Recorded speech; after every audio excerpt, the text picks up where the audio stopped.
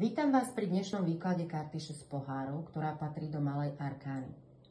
Táto karta je na prvý pohľad jemná, ale vo svojej podstate vie ísť poriadne do hĺbky. Najčastejšie sa spája so spomienkami, minulosťou a návratom k niečomu, čo bolo kedysi dôležité. Môže ísť od človeka, miesto alebo len určitý pocit, ktorý sa v nás znova prebúdza. Táto karta pripomína, že niekedy nie je zle sa obzrieť späť.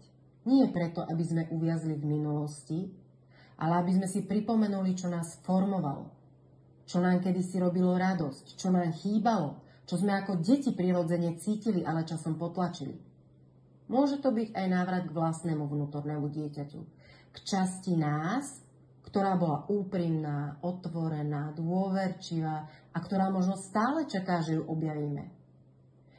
Niekedy táto karta ukáže aj návrat človeka z minulosti.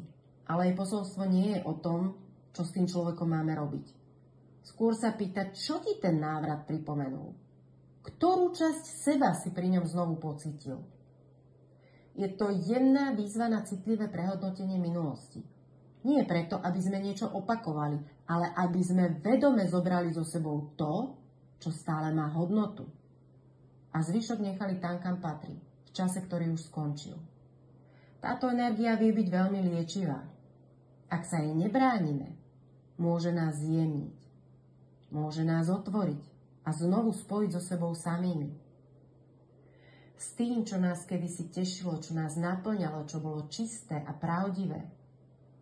Šestka pohárov nám teda nehovorí, aby sme žili v minulosti, ale aby sme sa tam možno na chvíľu vrátili, pozreli sa, čo v nás stále žije a preniesli to do prítomnosti. A možno práve to, čo ste kedysi cítili ako dieťa, je presne to, čo vám dnes chýba a čo môžete znova cítiť vedome, ponovom a zrelo.